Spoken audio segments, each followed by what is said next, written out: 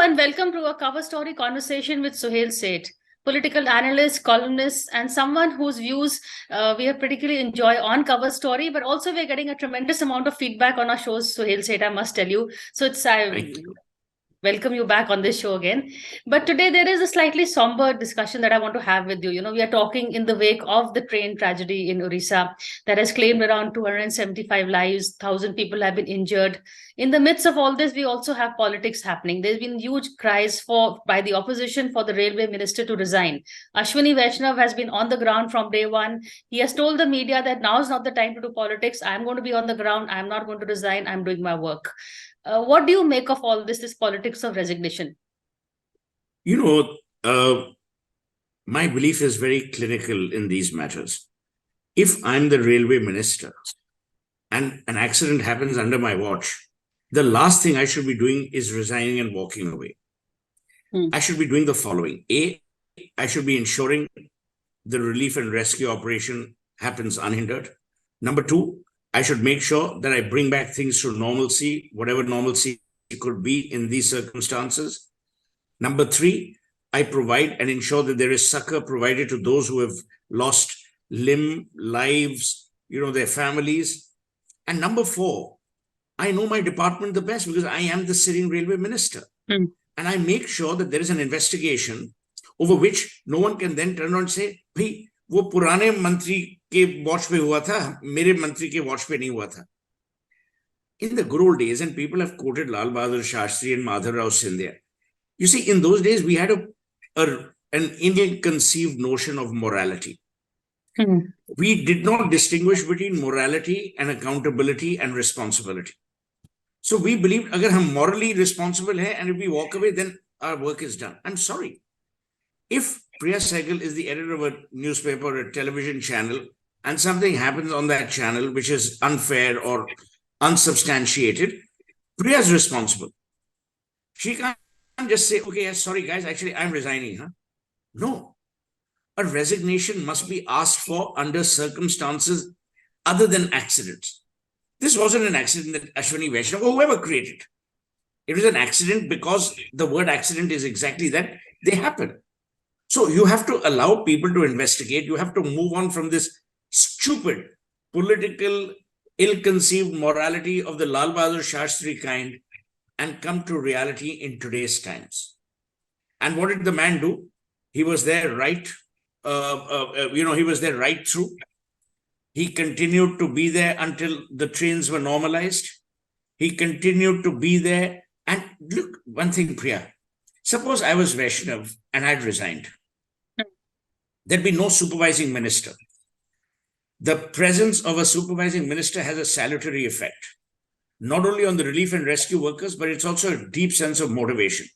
Then the chief general manager of the railways or the divisional manager can't walk away saying, "Ab ye bacche karenge." If you're seeing the top boss, see, leadership is about leading from the front. It's not about walking away when there's a tragedy. And I think this needs to dawn upon modern day India and those Indians who have been saying, "Oh, but he should have resigned." Why the hell should he resign? In fact, he should be there right through. First, professionally, he's well qualified. Number two, he has done an impeccable job, and the jury may be out saying, "Oh, Kachav ke itne nahi hue, utne hue." That's fine. Kavach, whatever the hell it is.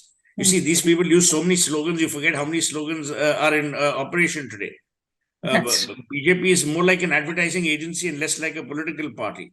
But anyway, I know, Sohail, they're doing your job for you. Absolutely. Even I don't put on so many, I don't think I've created so many slogans as these chaps have. But anyway, it was a serious tragedy. As serious can be. But now the same journal oblique newspaper, they like calling themselves a newspaper, The Economist today, has said that India's track record in the railways has been quite impeccable in terms of safety. This is The Economist. Now, all those liberals who were baying for Vaishnav's blood, when they read this, they'll say, "Haan, theek hai." So I'm saying this country must recognize that times have moved on. People have moved on. Accountability is what we seek, not moral responsibility. You cannot walk away from the scene because you think there will be no other stress. I mean, you tell me, you walk into a Marriott hotel in New York and there's a, God forbid, there's a fire. Should Bill Marriott resign? No. Should the governor of New York resign? Should the mayor of New York resign? I mean, it is nonsensical. You know, sometimes when I sit and look at all the nonsense that's going on. Okay, Sohail, so that is what you're saying is also some people think that is a corporate line of thought, and there is also a political line of thought, where the politician has to again, Vaishnav is a bureaucrat, not really a politician. But if he was an elected member of parliament, he will be going back facing his constituency, and people will say, "Ki bhai, aapne resign nahi kiya, moral responsibility nahi li." So the istifa ka bhi ek, gives them a slight moral edge to politicians. And again, Prime Minister Modi, he took Suresh Prabhu's resignation. So why is Ashwini Vaishnav's resignation not being taken? This is what the opposition is asking. So it's a good question. You don't make the same mistake twice. In my mind, Modi made the mistake the first time by asking for Prabhu's resignation. You know, just because you've been stupid once doesn't mean you have to be stupid all your life. So I think Modi's recognized that he was stupid at that point in time to ask for Prabhu's resignation. Besides, as you yourself alluded to, my question is very simple. Even the electorate has moved on. But please remember, Indira Gandhi wreaked havoc on this country and was re-elected as Prime Minister. I mean, we have a track record of re-electing people who have tortured us, people who have imposed emergency. You know, people have accused the Prime Minister of 100 things. He's been elected over and over again in Gujarat. So, ye nahi ki aap electorate doodh ki dhuli hai. Our electorate is as free as it chooses to be and as pernicious as it chooses to be. So I don't give the Indian electorate too many marks. They are not going to be put up on a pedestal. The electorate in India is greedy, self-serving, and pernicious by and large. Take it from me. These people have nothing to do with the nation. They vote for a running tap or a dry well. That is their schematic. So if they think that, they are not bothered whether Vaishnav resigns or not. They are again going to be bothered about whether they get, if you're in Punjab, whether you get your pawa, which is alcohol, whether you get 5,000 rupees. That is how debased our democracy has become in some parts. It's a shame, but it's the truth. No one says it. Because you want to put a Hawa saying, nahi, bhai, hamare voters bade intelligent hai. Kahan intelligent hai? If they were that bright, would they have brought back Indira Gandhi? You tell me. So I'm not going by the argument of the voter.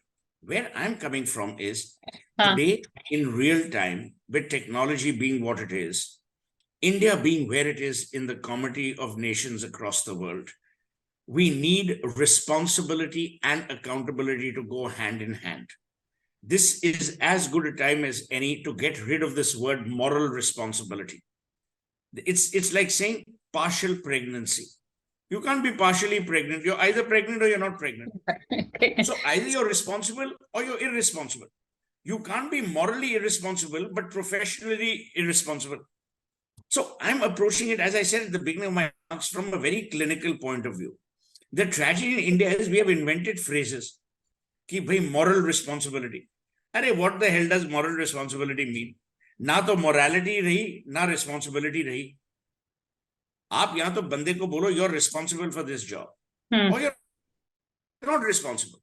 Now, why should only the minister resign? Let's take your argument forward. Where the hell is the chairman of the railway board? Where the hell is the member signals? Where the hell is the member engineering? Those are the chaps who need to go first. They are the operators. To bring back my hotel example, if you were in New York and God forbid there was a fire at the Marriott, the general manager of that hotel should take to task the operating head of that particular property, including himself. Bill Marriott is not going to take moral responsibility and resign from Marriott International. Well, I hope you're not going to New York anytime soon. I don't think Marriott's going to welcome you. You had a hypothetical. But in any case, I don't stay at the Marriott. It's down market as far as I'm concerned. Okay. On that note, but you raised a very interesting question that it's not morality, but it's accountability. I like that point that you raised. That is what really one should hold. But there's another thing, Sohail, this government doesn't do resignations. I mean, part of the problem of UPA 1 was what Manish Shankar once told me, I think I think he was only half joking, that we've all been, We felt for Sonia Gandhi's Christian sense of morality is what was the downfall of the government.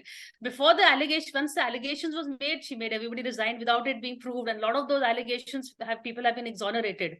Here, Prime Minister Modi doesn't do resignations. Whether it's the Vyapam scam, whether it was that wrestling thing that happened recently, there are no resignations. But why should he? I'm all in favor. Let me You're in tell you favor? why. Why? Yeah, there should be no resignations. Let me explain everything to you step by step. Suppose Sohail Seth is guilty of a murder and someone has laid a charge कि इसने कत्ल किया है. उस basis पे मैं resign कर दूं. Then why don't you shut down the justice system, shut down the police, shut down the enforcement agencies, shut down the investigating agencies? Then every day a newspaper editor, depending on who he or she, on whose side he or she is, can actually pronounce judgment on you. Then you might as well shut everything down and you will have resignations by the droves. What Modi is doing is very sensible. Exactly what most countries do across the world. They ask for an investigation. If that investigation exonerates people, fine. If it doesn't exonerate people, people go. What is the context? The investigation. What is the further context? The results of that investigation.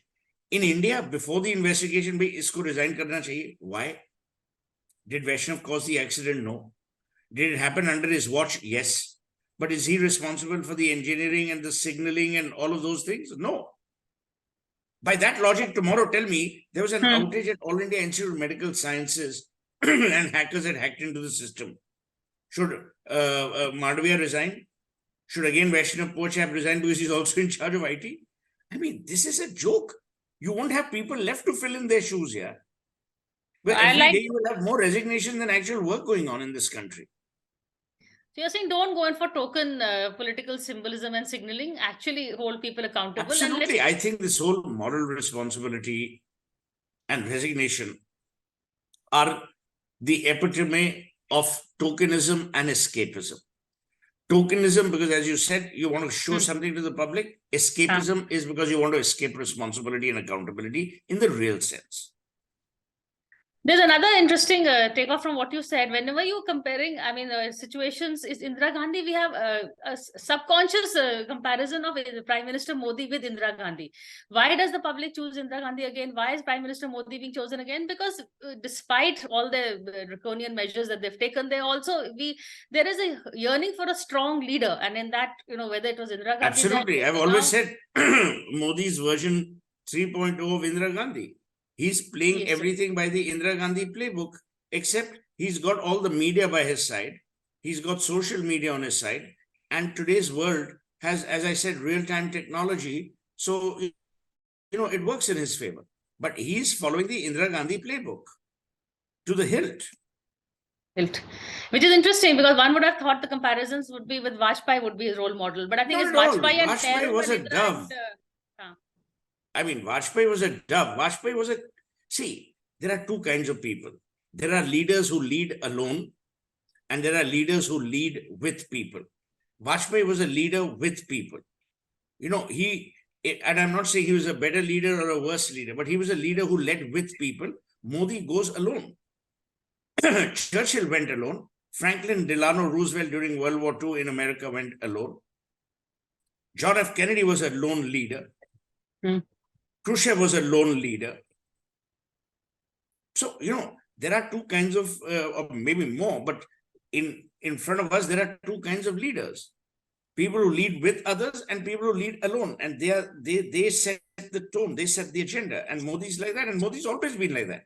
So for someone to now say, oh my God, Narendra Modi's really changed. He hasn't changed one bit. And that I'm glad about. On that note, I'm going to come back, take a break and come back and have this discussion. There's been recently a survey, a political survey by the CSDS Lokniti, which has, compared ratings of Rahul with Modi. So I'm going to come back and take your view on that in a short break.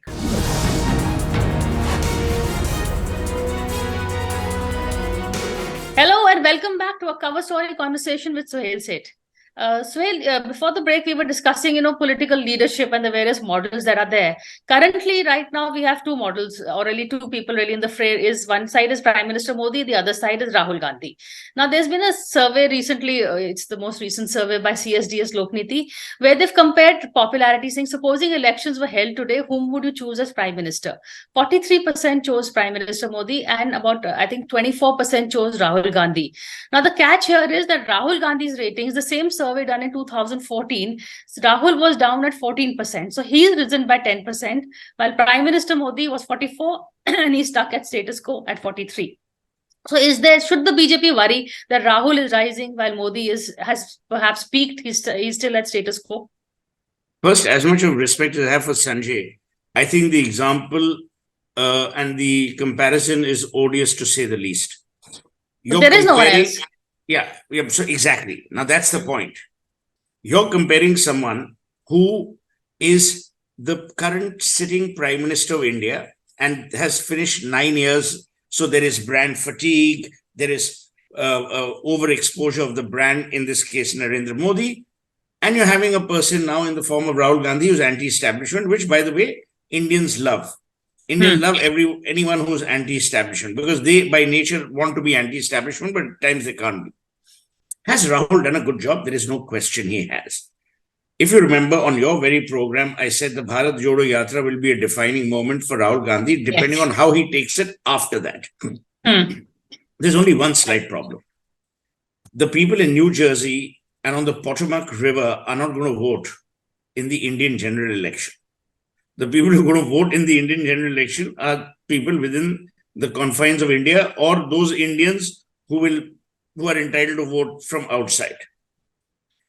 I think Rahul Gandhi is making all the right media noises, and popularity at times is also, and this we have to study that research report, sometimes brand recall is confused for popularity. I can recall Rahul Gandhi's name because he's been in the news so often, but does it mean he's popular? So he may be in popular currency in terms of opinion, but is he popular? By that logic, you can also apply the same thing to Narendra Modi. That Narendra Modi may be in currency, but is he popular? That's number one. Number two, if popularity won you polls, then Rajinikanth would be the sitting chief minister of Tamil Nadu. Perhaps Shah Rukh or Salman would be Prime Minister of India. But popularity does not make you Prime Minister. What makes you Prime Minister is your willingness to work with political allies, to craft a political strategy for victory, and to ensure that there is a laid down strategy of defeating the BJP. The problem with Rahul Gandhi, and I've said this before, is Rahul Gandhi's entire ire and anger is targeted at Narendra Modi. If he wants to be in the reckoning, he needs to change that.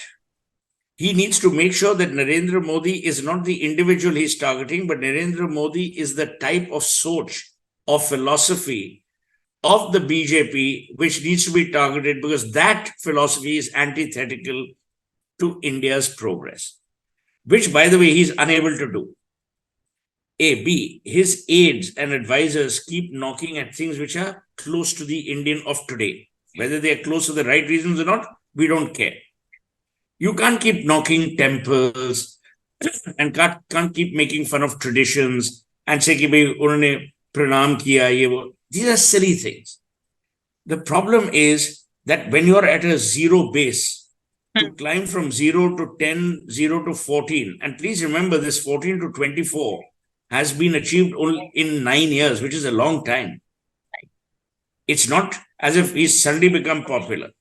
He was already 14 in 2014, according to this survey. And from 14, he's moved to 24. And from 2014 to 23, we've traversed a time zone of 9 years. So it's not as if it's easy going for him. Now coming to Modi. Okay, just one clarification before you come to Modi. The Sanjay's survey, as he told me, was he didn't give names. He asked people, whom would you choose? And on their own, the list came out as Prime Minister, Rahul Gandhi, and I think Kejriwal is at 13 or 12 or something. I don't know what. Well, there you are. Well, the one reason we can be worried about is forget anything else, that if these two guys are going to run the country, we need to worry about that too. And I'm no Modi supporter either. Now, coming back to the issue of Narendra Modi, there has never been a stronger leader, but there's also never been someone who hasn't allowed anything to grow under his shade. That is dangerous. And I'll tell you why. Now, if the tap runs dry, you will blame Modi. If there's a train accident, you will blame Modi. If something happens, you will blame Modi. What Modi willy-nilly has done is by creating an identity of his own, by making himself the centerpiece, he has not created a buffer for any attacks on the government or him. Now, what happens is if you abuse Modi, 17 union ministers will fall in line to defend him. But that's not the right way. There is absolutely no strategic buffer. So that's number one. Number two, I've said this before, this government has some individually great communicators, including Narendra Modi and Shah. But as a government, it is the worst possible communicating government I have ever come across in my life. I thought it's the opposite. I know. I'm telling you, they're the worst. You know, they completed 9 years, and in 9 years, so much has been done, and a lot of good. But what stays behind is only the evil bits or the negative bits. And somehow, this government's unwillingness to do outreach with foreign media, foreign press, with so-called intellectually opposed people, I mean, I can't understand why. You're not doing it on behalf of the BJP, you're doing it on behalf of the people of India. You're representing the people of India. The people of India don't need to be denigrated by a New York Times or a Washington Post only because you refuse to go out and reach out to them. So there are these serious issues. And the problem, Priya, is it is so unique, this problem in this particular government. The Prime Minister is both the government and the party. This time, Sonia Gandhi was in power, but never in office. Manmohan Singh was in office, but never in power. So have you seen, when Modi walks, and if he's got 10 ministers, slowly the ministers will start retreating. And only be Modi. Boom, boom, boom, boom, boom, boom, boom. Now, that level of worship or I don't know what, I don't even say civility, that level of fear, respect, total belief, I haven't seen. I mean, this is the hallmark of either great leadership or great control. I mean, here he is, boom, boom, walking, everyone is moving to the side. Thank you, Suhail, for this conversation and the sound effects, I think, really. But you made a good point. So just a quick last thing, because we're totally out of time. Does that mean that the only issue that can defeat Modi is Modi himself? His own track record is going to be put to test. He himself said in the last elections very famously, कि Modi ही issue है. तो क्या Modi ही issue होगा? Because nothing else seems to be coming up. Let me tell you, he will come back as Prime Minister in 2024. God bless Sanjay and God bless 100 other research organizations. The only thing will be, will he come back as Modi the Great or Modi the Weak? And if their numbers are less and they still form government, they'll be Modi the Weak. But he is your next Prime Minister. On that note, I think that's a good note to end on. Thank you, Suhail Seth, for this conversation. And thank you. More in future. Thanks.